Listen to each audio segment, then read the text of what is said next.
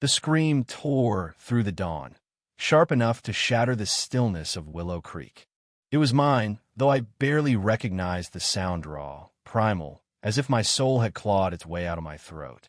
I stood frozen in the Lee Vying room, the phone trembling in my hand, my eyes locked on Daniel, my husband of 28 years, sprawled across the hardwood floor. His chest heaved in shallow, uneven gasps, his face slick with sweat, eyes fluttering like a moth trapped against glass. A jagged bolt of pain had ripped through him minutes ago, doubling him over as we sipped coffee by the kitchen counter. "It's nothing," he'd muttered, while VYing me off with that stubborn grin of his. But now his left arm twitched violently, and the color drained from his lips. This wasn't heartburn. This was death knocking. I punched 911 into the phone, my fingers clumsy, my voice cracking as I begged the operator to hurry. "He's VYing a heart attack, please. He's not breathing right." The operator's calm instructions blurred into static. "Stay with him. Monitor his pulse. Help is on the way." I dropped to my knees beside Daniel, my hands hovering uselessly over his chest. The morning light streamed through the stained glass window by our front door, casting a kaleidoscope of blues and golds across the foyer, a cruelly beautiful backdrop to the nightmare unfolding. I could hear sirens in the distance, a faint wail growing louder, and for a fleeting moment, relief sparked in my chest. They were coming. They'd save him. Then the world tilted into madness. I flung open the front door, while VYing frantically as the ambulance screeched to a halt in our driveway. Two paramedics leapt out, their red bags slung over their shoulders, faces set with purpose. But they didn't run toward me. They stopped dead at the edge of our lawn, their boots rooted to the grass. I screamed again, "He's dying! Get in here!" My voice cracked, hoarse with desperation, but they didn't move. A woman stood between them and our porch. Margaret Voss, the iron-fisted chair of the Willow Creek Homeowners Association, her silver hair pulled into a tight bun, a clipboard clutched like a shield. She was thrusting a piece of paper at the paramedics, her voice crisp and authoritative, as if she were scolding a delivery driver for parking on the wrong curb. "Ma'am," one of the paramedics, a wiry man with a badge reading Carter, called out to me, his face a mask of confusion. "She says we can't come onto the property without HOA clearance. Some kind of legal restriction." I thought I'd misheard. My heart pounded so hard it felt like it might burst through my ribs. "What are you talking about?" "He's VYing a heart attack." I lunged forward, ready to drag them inside myself. But Margaret stepped into my path, her eyes cold and unyielding. "This property is under an access dispute," she said, her tone clipped like she was reading from a script. "Until the matter is resolved, no unauthorized personnel are permitted. It's in the bylaws, section 22C. I stared at her, my mind reeling. Daniel's groans echoed from the Lee Vying room, each one weaker than the last. And this woman was VYing a piece of paper like it held more weight than his life. "He's dying," I shrieked, my voice breaking into sobs. "You can't do this." But she didn't budge. The paramedics exchanged uneasy glances, their hands twitching toward their radios. Carter muttered something about calling dispatch, while the other, a woman named Ruiz, took a hesitant step forward, only to freeze when Margaret snapped, "You'll be trespassing. We'll sue." It was surreal, a scene ripped from a fever dream. My husband was slipping away, his breath a faint rattle, and I was trapped in a standoff with a bureaucrat who thought her rules trumped human decency. I dropped to the floor beside Daniel, my hands shaking as I pressed against his chest, mimicking the CPR I'd seen in a training class years ago. I had no idea if I was doing it right, but I couldn't stop. His skin was clammy, his lips tinged blue. "Stay with me," I whispered, tears streaming down my face. "Please, Daniel, stay with me." Minutes bled into eternity. I screamed at the paramedics again, my voice raw, but they stood frozen, caught in Margaret's web of legal threats. Finally, Ruiz muttered, "To hell with this," and shoved past Margaret, her bag bouncing against her hip. Carter followed, his jaw tight, ignoring Margaret's protests about calling the police.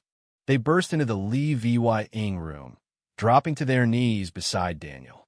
Ruiz ripped open his shirt, attaching electrode from a portable defibrillator, while Carter slipped an oxygen mask over his face. Their hands moved with practiced urgency, but I could see the strain in their eyes. They knew they were racing against time that had already been stolen. I hovered uselessly, my hands clasped so tightly my nails bit into my palms. "Is he going to be okay?" I whispered, but they didn't answer. They worked in silence, their radios crackling with updates to the hospital. They loaded Daniel onto a stretcher, his body limp, and rushed him to the ambulance. I climbed in after them, my legs trembling, Margaret's voice still ringing in my ears as she shouted about violations and lawsuits. The doors slammed shut, and the sirens wailed again as we sped toward Mercy General. In the hospital, time became a blur of white coats and beeping monitors. I sat in a plastic chair in the waiting room, staring at the linoleum floor, my mind replaying the morning in a torturous loop. Daniel's smile over breakfast, his sudden gasp of pain, Margaret's smug face as she waved that damned paper. A doctor finally emerged, her expression grim, and I knew before she spoke. "We did everything we could," she said softly. "His heart. The damage was too severe. I'm so sorry. The world didn't just tilt this time. I collapsed." Daniel was gone. My anchor, my partner, the man who'd hummed off key while cooking pancakes and left love notes on the fridge, was gone. I didn't cry, not then. I felt hollow, like someone had carved out my insides and left a shell. All I could think was, this can't be legal. This can't be right. The days that followed were a fog of grief and fury. I buried myself in research, poring over Willow Creek's HOA bylaws, fueled by a rage that burned hotter than my tears. Section 22C, the rule Margaret had cited, was a vague clause about restricting access to properties with unresolved citations or disputes. It was meant to keep out unapproved contractors, not emergency responders, but Margaret had twisted it into a weapon. Our dispute was laughably Vy ala Dula, 200 fine for a row of azaleas Daniel had planted too close to the sidewalk. We'd contested it, arguing the HOA survey was outdated, but the board had stonewalled us, scheduling a hearing for next month. Apparently, Margaret decided to punish us early. I learned later that she'd been gunning for us for months, ever since Daniel challenged her at a board meeting over a proposed fee hike. He'd called her out publicly, rallying neighbors to vote it down, and she'd never forgiven him. This wasn't just bureaucracy, it was personal. The coroner's report was a gut punch. Daniel's heart attack had been massive, but timely intervention might have saved him. The delay, those precious minutes lost to Margaret's blockade, significantly contributed to the fatal outcome. That phrase haunted me, a clinical dagger that confirmed what I already knew. Margaret Voss wasn't just a petty tyrant. She was complicit in my husband's death. I couldn't let it go. Grief is a strange beast. It can crush you, or it can sharpen you into something unbreakable. For me, it was both. I vowed to fight, not just for Daniel, but for every family who might face the same nightmare. I started small, digging through HOA records, uncovering emails where Margaret and her allies discussed enforcing compliance at all costs. One message chilled me to the bone. If we let one homeowner slide, the whole neighborhood will think they're above the rules. Even EMS needs to respect our authority. Another board member had replied, "What if someone dies?" Margaret's response, "They can sue us. We'll win." The audacity was staggering. They knew the risks and chose power over lives. I reached out to a neighbor, Ellen Carter, a retired paralegal who'd always been kind to us. She'd seen the ambulance idling that day and was horrified when I told her why.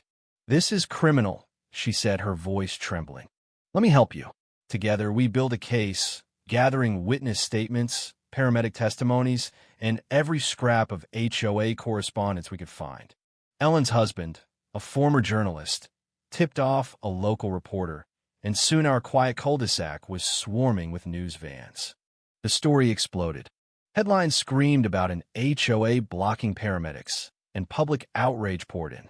Strangers sent letters, some sharing their own HOA horror stories, others offering condolences. Margaret issued a statement, calling it a tragic misunderstanding and claiming she'd only been clarifying protocol. She didn't mention Daniel's name, reducing him to the homeowner. It made my blood boil. Our fight became a crusade. Ellen and I filed a CIVYL lawsuit against the HOA for wrongful death and negligence. But as EVY Denke mounted, the district attorney took notice. Blocking emergency SARE VYCS wasn't just a CIVYL matter, it was potentially criminal. The paramedics, Carter and Ruiz, testified that Margaret had explicitly warned them of trespassing charges, even after they told her a man was dying. Their accounts were damning, backed by a neighbor who'd recorded part of the standoff on her phone. The VY Deo was grainy, but Margaret's voice was clear. You step on this property, and you're breaking the law. The trial was a circus, cameras flashing outside the courthouse, reporters shouting questions. I felt exposed, my grief laid bare for the world, but I pushed through for Daniel. Margaret took the stand, her composure cracking as the prosecutor grilled her. Did you tell the paramedics they couldn't enter? He asked, his voice like steel.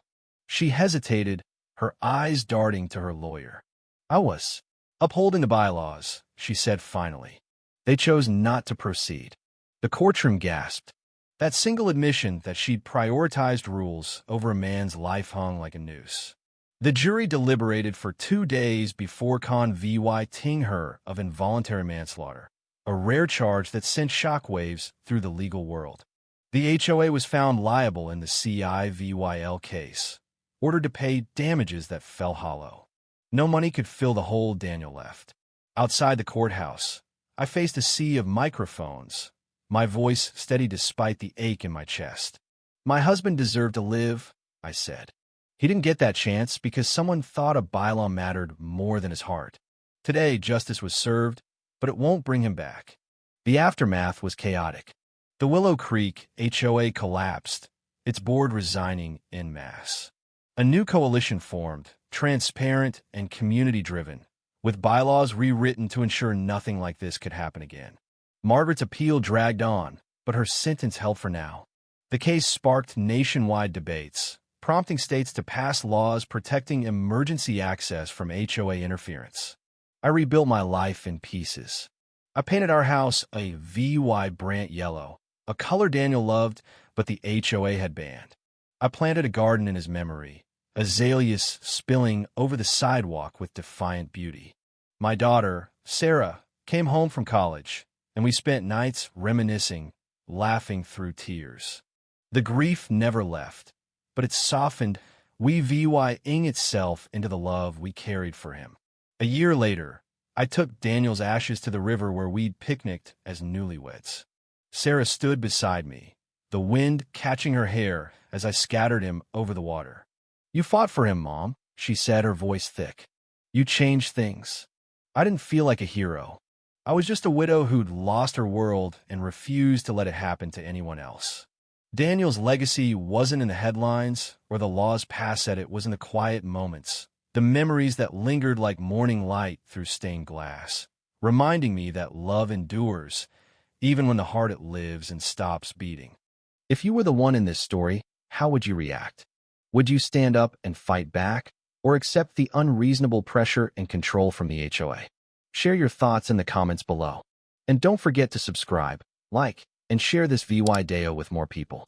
Your small action gives us the motivation to keep bringing you more intense and engaging stories.